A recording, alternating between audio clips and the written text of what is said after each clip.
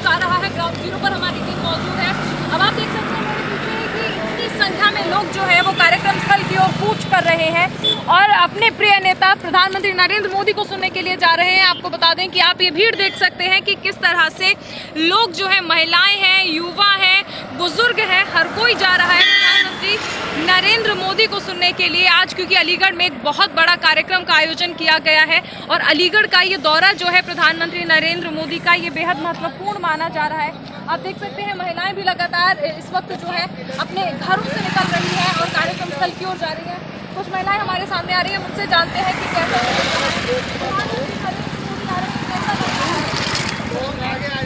बहुत बड़ी सौगात अलीगढ़ को मिलने वाली है, यूनिवर्सिटी भी मिल रही है, साथ ही डिफेंस कॉरिडोर भी मिल गया है। अब क्या कहना चाहिए?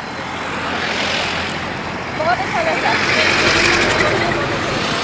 बहुत अच्छा लग रहा है। सुविधाएं जो मिलने वाली है, सबसे अहम चीज़ यही है, बहुत पुराना सपना जो था लोगों का वो साकार हो रहा है।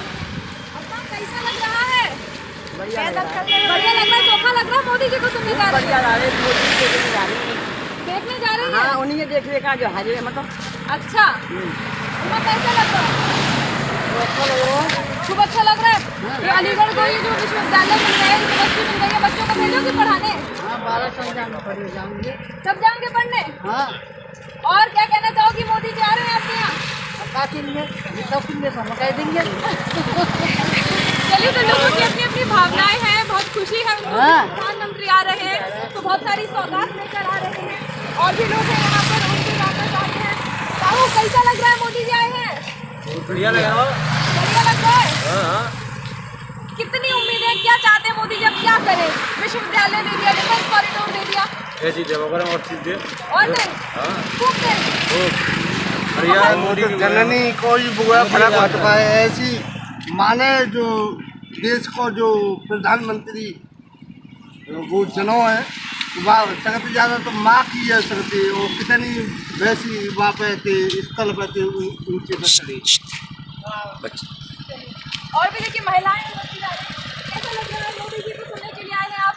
बहुत अच्छा लग रहा है हमें, बहुत अच्छा लग रहा है। चलिए, तो सब बहुत खुश है। कैसा लग रहा है? मोदी जी आ रहे हैं, सही लग रहा है। अपने क्षेत्र में विकास की वो रही है, विकास की तरफ लग रहा है। अच्छा। चलिए, तो लोगों की अपनी अपनी उम्मीदें हैं। विकास का जो वादा किया गया था बीजेपी सरकार की ओर से, वो वादा जो है वो पूरा होता नजर आ रहा है। प्रधानमंत्री नरेंद्र मोदी अलीगढ़ को एक बड़ी सौगात देने जा रहे हैं। ये सौगात है डिफेंस कॉरिडोर की। इस वक्त मैं जिस जगह मौजूद हूँ, इसी हिस्से में इस कॉरिडोर का निर्माण होना है।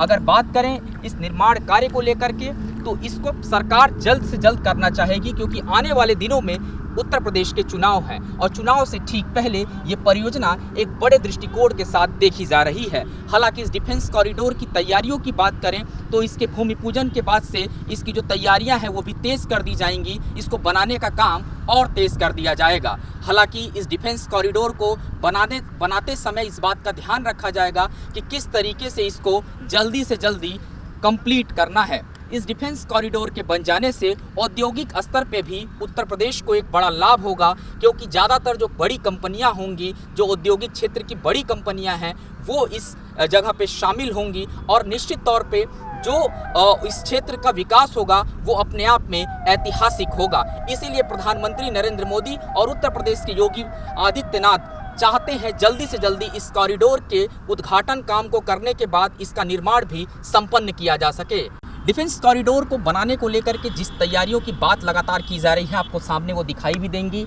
जो गिट्टी है वो यहाँ पर अभी से पड़ने शुरू हो गए हैं। इसके अलावा मिट्टी के जो भराव का काम है उसको लगभग शुरू कर दिया गया है। तैयारियाँ जो है वो बहुत तेज़ी के साथ की जा रही हैं ताकि जल्द से जल्द इस डिफेंस कॉरिडोर को बनाया जाए। आप देखिए सामने जो मशीनें हैं वो भी यहाँ पे आ गई हैं और दूर आप देख सकते हैं ट्रॉली और ट्रैक्टर, एक बोरिंग का काम चल रहा है, वहाँ भी मजदूर जो है आपको दिखाई दे रहे होंगे। यानी कि महज एक शुरुआती तौर पे जो तैयारियां हैं वो लगातार की जा रही हैं और इन तैयारियों को जल्दी से जल्दी किया जा रहा है ताकि चुनाव से ठीक पहले जो काम है, नींव का जो पत्थर है, वो पड़ने के बाद इस डिफेंस कॉरिडोर के निर्माण कार्य को भी तेजी के साथ पूरा किया जा सके।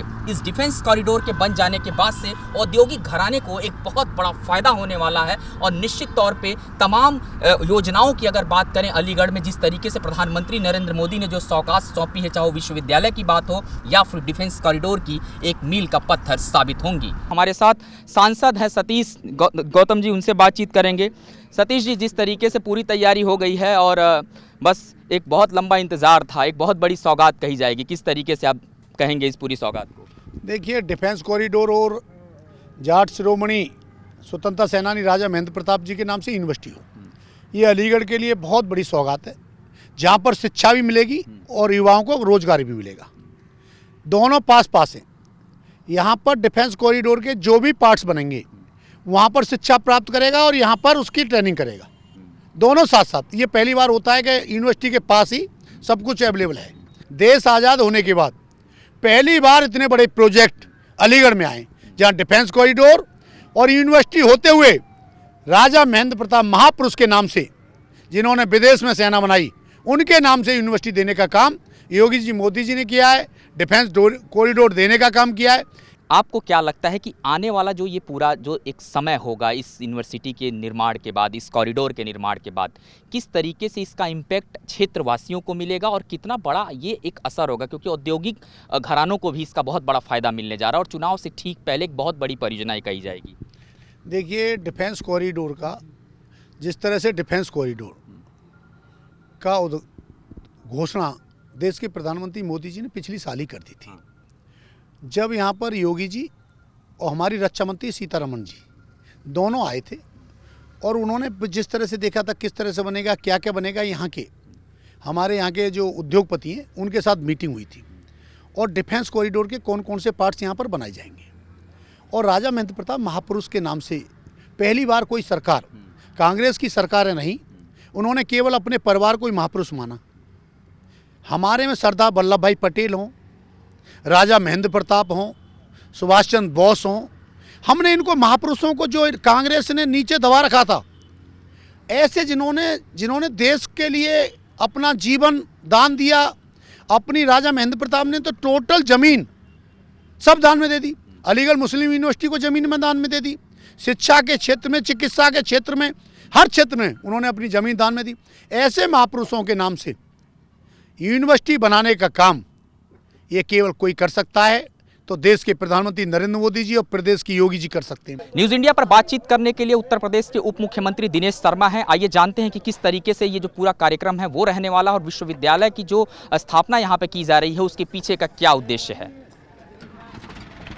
हमारे साथ डिप्टी सीएम हैं। सर, जिस तरीके से आप कार्यक्रम स्थल पर पहुंचे और यहाँ पर आपने जायजा लिया, किस तरीके की पूरी तैयारियाँ देख? नहीं, देखिए, पूरी तरीके से जो भी सुरक्षा के उपाय हैं वो हुए हैं और चूँकि आसपास के क्षेत्रों में बहुत उत्साह दिख रहा है माननीय प्रधानमंत्री जी के प्रति और यहाँ का राजा महेंद्र प्रताप सिंह जी जो एक जाट राजा नहीं बल्कि एक स्वतंत्रता वीर के रूप में थे और उनका शिक्षा के क्षेत्र में अभूतपूर्व योगदान था, तो उनका जो उनके नाम पर विश्वविद्यालय हो रहा है तो ये लोगों के लिए एक बड़ा खुशी का परिचायक है।